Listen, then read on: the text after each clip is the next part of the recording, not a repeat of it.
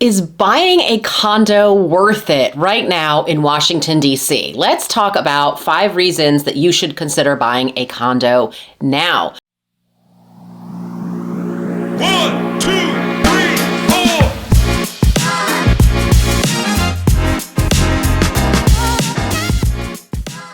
So condos kind of enjoyed this decade-long run of popularity in the nation's capital, maybe even longer than that. And then this thing that we all know called COVID hit, and everybody scrambled to get out to the suburbs. They wanted land, they wanted space, they wanted to be able to spread out. And this was somewhat of a short-sighted kind of idea here, because even without knowing how long the pandemic was going to last, condos, they've sort of always come back into popularity. So now that we're coming up on the 4-year anniversary of the world lockdown, how has condominium ownership fared? And is it time to consider revisiting the idea of buying condos again? So I am Melissa Terzis, DC Real Estate Mama, and this is my channel where we talk about all things DC. So let's dive into this. Buyers have come back to the condo market, and the condo market is actually embracing them. The condo market was sitting in the corner of a room, smoking a cigarette, biding its time, enjoying a little gin and tonic. And then when everybody else walks in, it says, of all the gin joints in all the town, in all the world, you had to come into mine. Welcome back. Welcome back, everybody. So I'm going to tell you 5 reasons why I think it is right now a great idea to consider buying a condo. So number 1, because not many other people are yet. Who do we always quote around here? Well, Warren Buffett. When I say we, obviously I mean me, because I'm the only one here. Haven't seen anybody else around lately. Leah's outside in the yard. The other one's doing her homework, Marcina. Anyway, be greedy when others are fearful, fearful when others are greedy.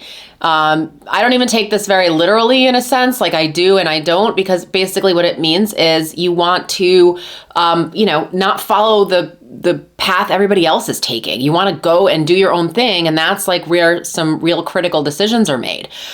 Since 2023, when mortgage rates started to rise, we've actually seen a resurfacing in the interest in condos. And why is that? Well, these are buyers that have been priced out of single-family homes. The rat race of chasing new homes, watching the prices get bid up, having to waive all your contingencies, that got old after a few years. That probably got old for some people after the first time they had to do it. Condos in DC basically fell off a cliff and became very difficult to sell.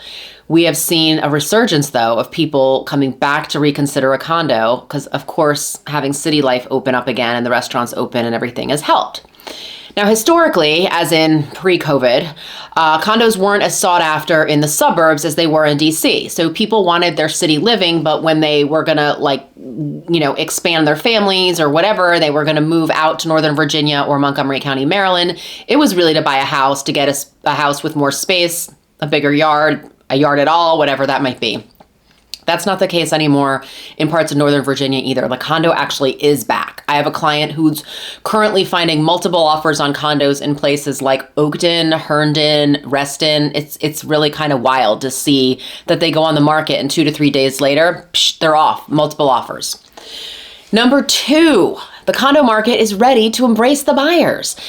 There is enough for sale right now in many areas that buyers now have options of places to see and choices to make. This is a good feeling when the last decade has been a time where all the choices have essentially been stripped from buyers. You're not going to have to settle. You might even get a place that checks most, if not all of their boxes for a place that you might be looking to live that you want to spend some serious time in. Number 3. Escalations are minimal. So in cases where there is interest from multiple buyers translating to multiple offers, you're not going to see escalations like you used to or like you used to see on houses. The price escalations may go up $10,000 or $15,000.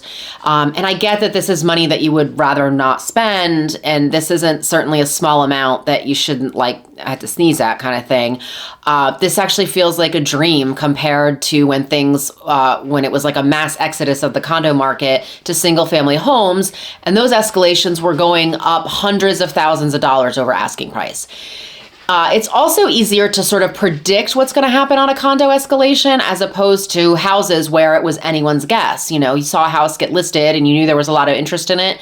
That house could go up 50,000. It could go up 100,000. Some went up 3, 4, 5, 600,000. And so it was kind of a wild market to be involved in. Number 4, minimal upkeep. The old stamp, I have a condo. So do you want to spend time mowing lawns, shoveling snow off the sidewalks, or constantly fighting mice like we do in our house, because it kind of sucks? That's what homeownership has boiled down to for us, at least. We don't want to spend our time doing these things, and it actually can be like a real drag. I somewhat miss the days of taking my trash across the hall to a trash chute, dropping it, and never seeing it again. It's not like that here at all. We put our trash in the can. We have to cover it with cinder blocks so that the rats won't get it. I won't miss being on this email list of everybody saying, hey guys in the alley, did you cover your trash can so the rats won't get in and pull everything out of it? Also, when they throw things in the trash and they drive away, a lot of it blows back out. So when I left one company and went to another, I had business cards I wanted to get rid of. I threw them in the trash, and my husband said apparently they fell out of the trash truck at some point in time, and I picked up about 100 Melissa Terzis business cards all over our alley. And I thought, I mean, you could leave them there. Maybe people want to buy houses. I don't know. Whatever.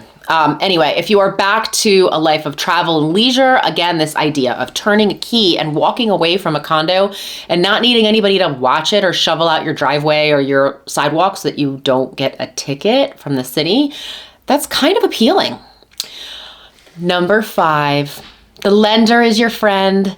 You may recall that during the whole COVID pandemic, we also witnessed the collapse, unfortunately, of the Surfside condo building in Miami. Things changed with lenders as a result of this, and they changed for the better. Side note, I have a couple videos on condo documents and what you should look for in reviewing them. I'm gonna put those here. Long before Surfside, though, I would tell anybody who would listen that I absolutely despise 80s construction. It feels shoddy no matter where it was built. My condo in DC is actually from the early 80s, and it's been riddled with problems that trace all the way back to the corners that were cut in the early days when it was built. My parents also owned a condo in Florida that we grew up spending a lot of time in. Same thing. You can usually tell late 80s or 80s construction by its general ugliness, and the popcorn ceilings is the telltale. That's like a late 70s all the way through the 80s kind of thing. Surfside was also a product of 1981. Now, your lender is going to do everything in their power to ensure that you don't find yourself in a Surfside situation. They have strengthened requirements of condos requiring larger amounts to be set aside for reserves, engineering studies in some areas, and stronger insurance requirements. In some places like Florida, all eyes are actually on insurance and the companies, and the state has even gotten involved to mandate like stricter protections for homes and condos. In many cases, condos are forced to replace roofs at regular increments, not based on what the usable life looks like left. But if it's 20 years, for example, they have to replace it. Otherwise, they lose their insurance. So regardless of condition, they're forcing condos to keep on top of this maintenance. And condos in certain areas like Florida, they're actually seeing things where they're being told they have to do engineering and reserve studies, and they have to keep on top of what those repairs are. So we're really only seeing the beginning of this in the DC area, but I did tour a condo in Northern Virginia just last week, and they had structural issues. Like as soon as I got there, I looked up, and all 5 stories, there was like this scaffolding basically holding up the building. And a woman walked up and said, "Can I help you?" And I said, "I'm just waiting for my client. We're going to go see a condo." I said, "What can you tell me about that?" She's like, "The building's sinking." Built in the 80s. Hooray! Always the 80s. I don't know what it was. Maybe they didn't compact the soil enough before they poured the concrete foundation. Maybe they didn't pour a concrete foundation. I don't even know. Anyway, so that place actually got multiple offers. Surprise. My client and I determined this was not a risk worth taking, and whether it makes it through underwriting is actually remains to be seen, because it's hard to know if that's going to pass the sniff test. I had another client who was buying a condo, and when the appraiser went out, the condo was fine, but they said, "Why the building next door that's part of this association, why are they doing work on the facade?" Well, all they were doing was like just reinforcing the mortar between the brick, which is something common. The mortar does break down. It's kind of like a cavity. We tell people like it's going to need to be cut out, resurfaced, and make sure, because water will infiltrate in there. And they were like, no, unless that company can give us a letter that this isn't structural, then we're not going to proceed with the loan. And the company wouldn't do it. They said, that's not even our purview. Like, all we're doing right now is replacing the mortar. Like, this isn't an engineering thing. This isn't a structural thing, but we're not the people to be able to tell you that. You would need a structural engineer. The deal fell apart because of that. So, lenders are, they're on your side on this. Now, are they going away? I vote no. They aren't making any more land, you guys. As the population explodes, we need places for people to live. And the prices on condos right now are fantastic. And I wholeheartedly believe the heyday is coming and that they will be back. But right now in DC, we're seeing condos that are priced in the mid 400s with parking, 1 bedroom downtown. There's multiple of them.